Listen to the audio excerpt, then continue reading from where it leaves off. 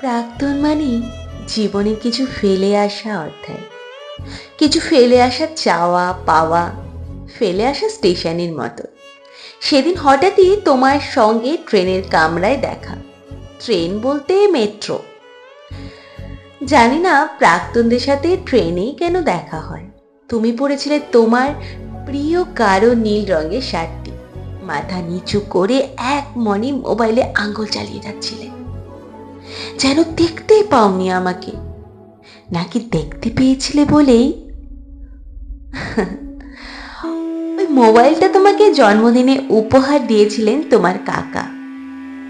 বাতাসে ভাসছে সেই অতি চেনা পারফিউমের গন্ধটা। তোমার মনে আছে ওই মেট্রো করেই আমরা শপিং করতে যেতাম নিউ মার্কেটে? তখন তো তুমি আমার প্রাক্তন ছিলে না। মনে আছে ওই যে নীল শার্টটা পরে আছো, ওটা তো ওখান থেকেই কেনা। তোমার মনে আছে প্রিন্সেপ ঘাটে সেই পড়ন্ত বিকেলের সোনালি দিনগুলোয় হাতে হাত ধরে দেখা রক্তিম সূর্যের আভা? সেই বৃষ্টির দিনে ট্রেন লাইন ধরে হেঁটে যাওয়া ভিজতে ভিজতে কত মান অভিমান আদর আবদার।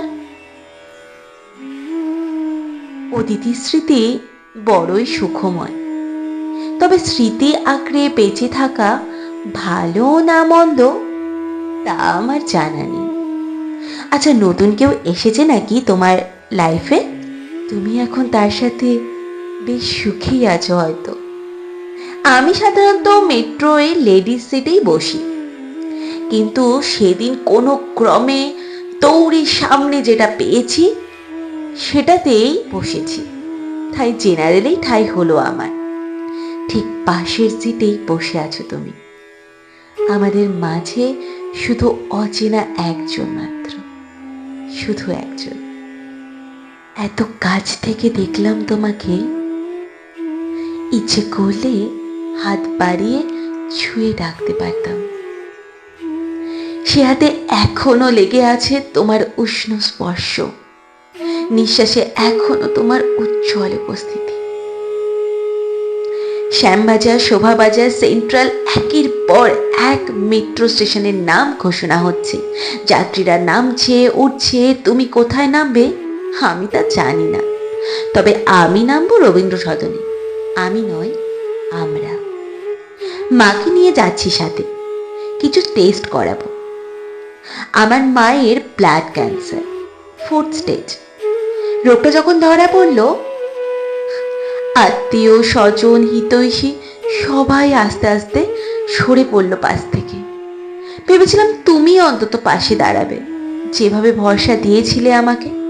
বিয়ের পর আমার বিধবা মাকে দেখভাল করবে, তাই সহায় সম্বলহীন আমি ছুটে গিয়েছিলাম তোমার কাছে।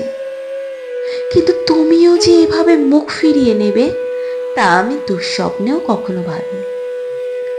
পরিস্থিতি বড়ই নির্মম কোঠার। এক লহময় সে কোঠার স্বপ্নের রঙিন জগৎকে ফালা ফালা করে দেয়, আছড়ে ফেলে বাস্তবের পাথরে। আজ হঠাৎ এভাবে দেখা হয়ে গেল, তুমি আমার এত কাছে বসে আছো, অথচ আমাদের মধ্যে এক আলোক বর্ষ দূরত্ব। তোমাকে দেখে আমার মনে পড়ে যাচ্ছিল রবি ঠাকুরের সেই রেলগাড়ি কামরায় হঠাৎ দেখা। খুব ইচ্ছে করছিল তোমার হাতটাকে একবার নিজের হাতে টেনে এনে জিজ্ঞেস করি, আমাদের এত দিনের সম্পর্কটা কি এতটাই ঠুনকো ছিল যে সামান্য একটা দমকা বাতাসে এইভাবে ভেঙে পড়লো কাচের টুকরোর মতন টুকরো টুকরো হয়ে? থাক সেসব, সংযত করি নিজেকে। অতীতের দুঃস্বপ্নেও বর্তমানে টেনে এনে কি লাভ? তুমি তো এখন শুধুই প্রাক্তন। আমরা নামলাম রবীন্দ্র সদনে। তোমাকে নিয়ে ঝড়ের বেগে বেরিয়ে গেল ট্রেনটি, যাত্রা করলো যেন অনন্তের পথে।